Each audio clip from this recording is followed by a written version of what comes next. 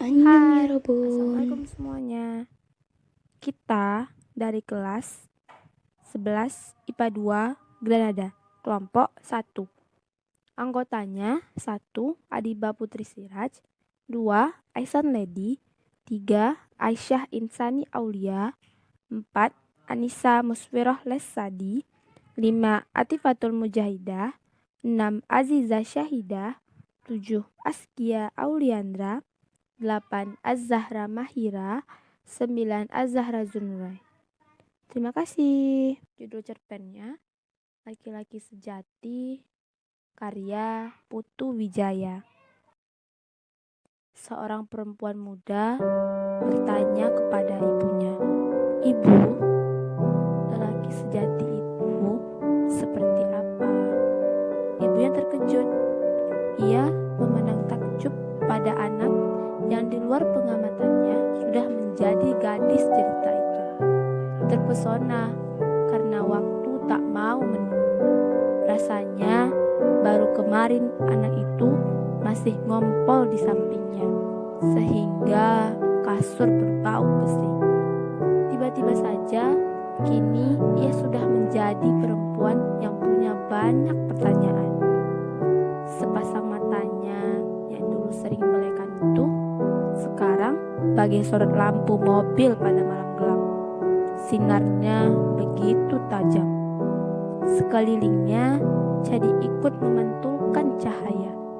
Namun, jalan yang ada di depan hidungnya sendiri yang sedang ia tempuh nampak masih berkabut. Hidup memang sebuah rahasia besar yang tak hanya dialami dalam cerita di dalam pengalaman orang lain, karena harus ditempuh sendiri. Kenapa kamu menanyakan itu, anakku? Sebab aku ingin tahu, dan sesudah tahu, aku tak tahu. Wajah gadis itu menjadi merah. Ibunya paham, karena ia pun pernah muda dan ingin menanyakan hal yang sama kepada ibunya, tetapi tidak berani. Waktu itu perasaan tidak pernah dibicarakan, apalagi yang menyangkut cinta. Kalaupun dicoba, jawaban yang muncul sering menyesatkan, karena orang tua cenderung menyembunyikan rahasia kehidupan dari anak-anaknya yang dianggapnya belum cukup siap untuk mengalami. Kini segalanya sudah berubah.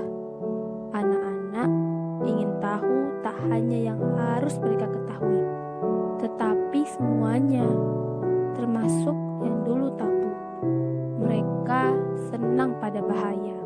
Setelah menarik nafas, ibu itu mengusap kepala putrinya dan berbisik, "Jangan malu anakku, sebuah rahasia tak akan menguraikan dirinya kalau kau sendiri tak penasaran untuk membukanya. Sebuah rahasia dimulai dengan rasa ingin tahu, meskipun sebenarnya kamu sudah tahu. Hanya karena kamu tidak pernah mengalami sendiri, pengetahuanmu hanya menjadi potret asing yang kamu baca dari buku. Banyak orang tua menyembunyikannya, karena pengetahuan yang tidak perlu akan membuat hidupmu berat, dan mungkin sekali patah lalu berbelok, sehingga kamu tidak akan pernah sampai ke tujuan. Tapi ibu tidak seperti itu. Ibu percaya zaman memberikanmu kemampuan lain untuk menghadapi bahaya-bahaya yang juga sudah berbeda. Jadi ibu akan bercerita, tetapi apa kamu siap menerima kebenaran walaupun itu tidak menyenangkan? Maksud ibu, lelaki sejati anakku, mungkin tidak seperti yang kamu bayangkan. Kenapa tidak? Sebab di dalam mimpi, kamu sudah dikacaukan oleh bermacam-macam harapan yang meluap dari berbagai kekecewaan terhadap laki-laki yang tak pernah memenuhi harapan perempuan. Di situ yang ada hanya perasaan keki. Apakah itu salah? Ibu tidak akan berbicara tentang salah atau benar. Ibu hanya ingin kamu memisahkan antara perasaan dan pikiran, antara harapan dan kenyataan. Aku selalu memisahkan itu. Harapan adalah sesuatu yang kita inginkan terjadi, yang seringkali bertentangan dengan apa yang kemudian ada di depan mata. Harapan menjadi ilusi, ia hanya bayang-bayang dari hati. Itu aku mengerti sekali. Tetapi apa salahnya dengan bayang-bayang? Karena dengan bayang-bayang itulah kita tahu ada sinar matahari yang menyorot, sehingga berkat kegelapan kita bisa melihat bagian-bagian yang diterangi cahaya. Hal-hal yang nyata yang harus kita terima, meskipun itu bertentangan dengan harapan. Ibunya tersenyum. Jadi kamu masih ingat semua yang ibu katakan? Kenapa tidak? Berarti kamu sudah siap untuk melihat kenyataan. Aku siap, aku tak sabar lagi untuk mendengar. Tunjukkan kepadaku bagaimana laki-laki sejati itu. Ibu memejamkan matanya. Ia seakan-akan mengumpulkan seluruh unsur yang berserakan di mana-mana untuk membangun sebuah sosok yang jelas dan nyata. Laki-laki yang sejati, anakku, katanya kemudian, adalah, tetapi ia tak melanjutkan. Adalah seorang laki-laki yang sejati. Ah, ibu jangan meledek begitu, aku serius, aku tak sabar. Bagus, ibu hanya berusaha agar kamu benar-benar mendengar setiap kata yang akan ibu sampaikan. Jadi perhatikan dengan sungguh-sungguh dan jangan memotong. Karena laki-laki sejati tak bisa diucapkan hanya dengan satu kalimat. Laki-laki sejati anakku, lanjut ibu sambil memandang ke depan seakan-akan ia melihat laki-laki sejati itu sedang melangkah di udara menghampiri penjelmaannya dalam kata-kata. Laki-laki sejati adalah laki-laki yang perkasa. Salah, kan barusan ibu bilang, jangan menyela. Laki-laki disebut laki-laki sejati bukan hanya karena dia perkasa. Tembok beton juga perkasa. Tetapi bukan laki-laki sejati hanya karena dia tidak tembus oleh peluru, tidak goyah oleh gempa, tidak tembus oleh garugan tsunami, tetapi dia harus lentur dan berjiwa. Tumbuh, berkembang, bahkan berubah seperti juga kamu. Oh ya? Bukan karena ampuh, bukan juga karena tampan, laki-laki menjadi sejati.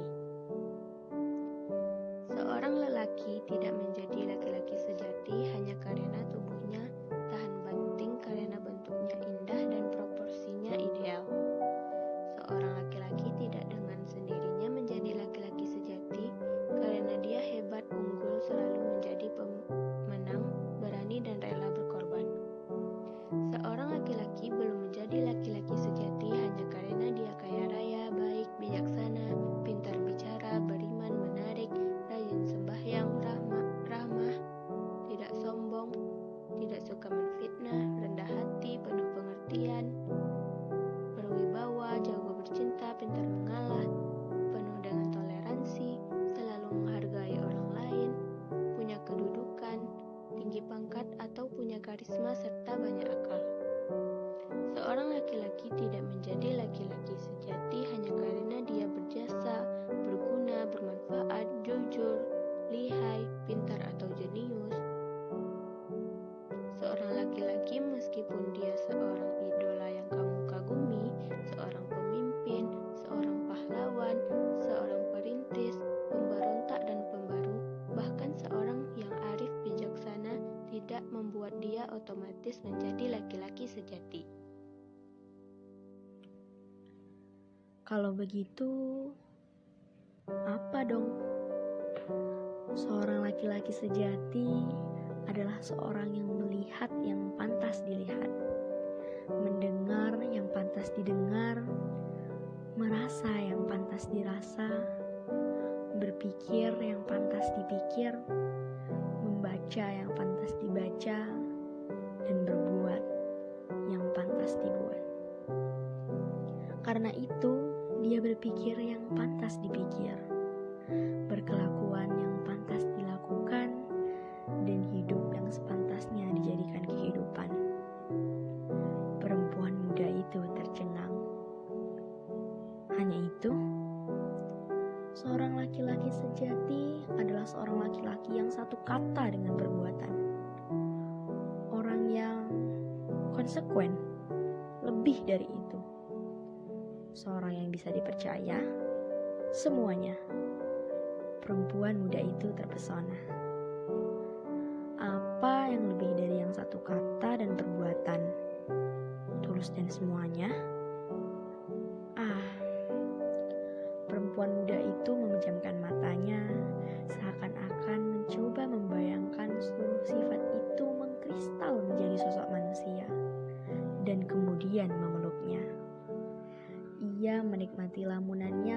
tak sanggup melanjutkan lagi ngomong.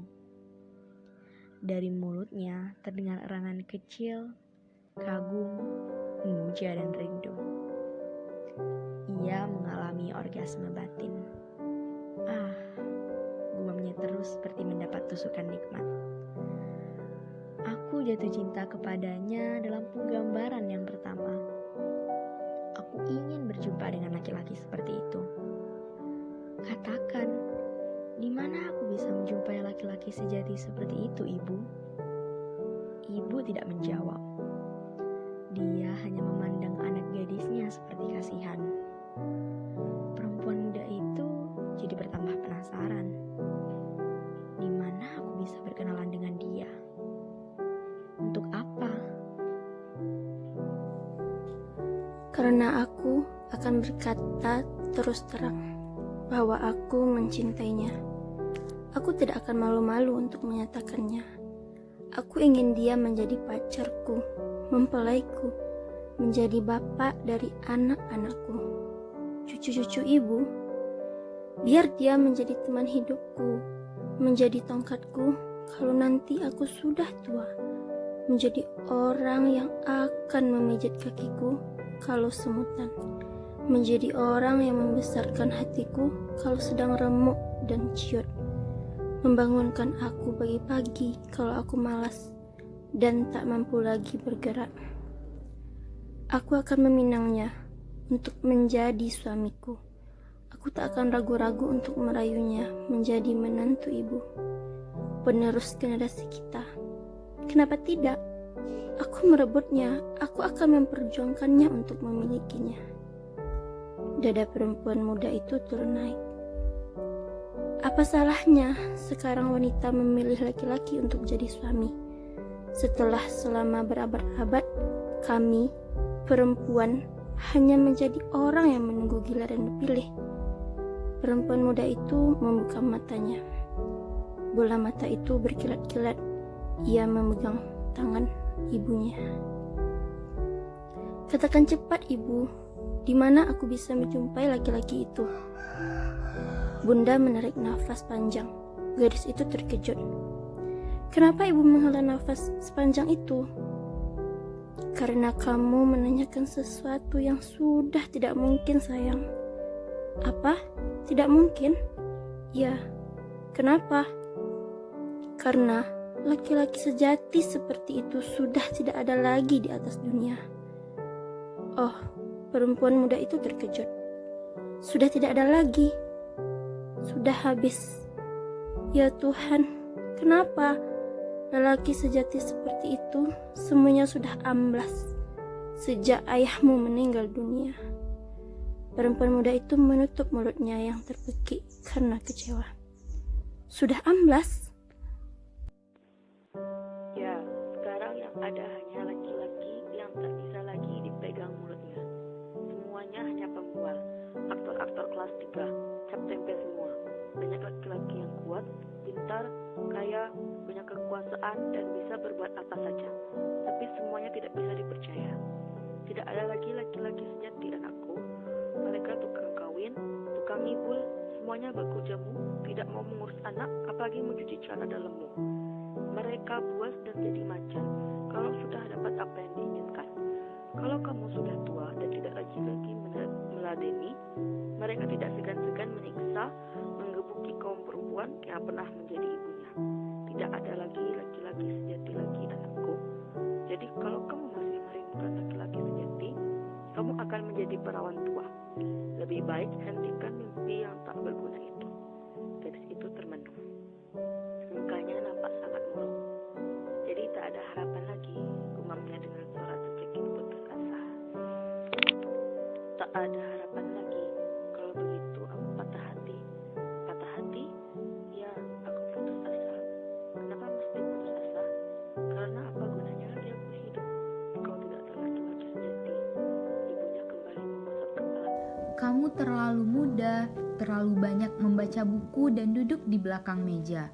Tutup buku itu sekarang dan berdiri dari kursi yang sudah memenjarakan kamu itu. Keluar, hirup udara segar, pandang langit biru dan daun-daun hijau.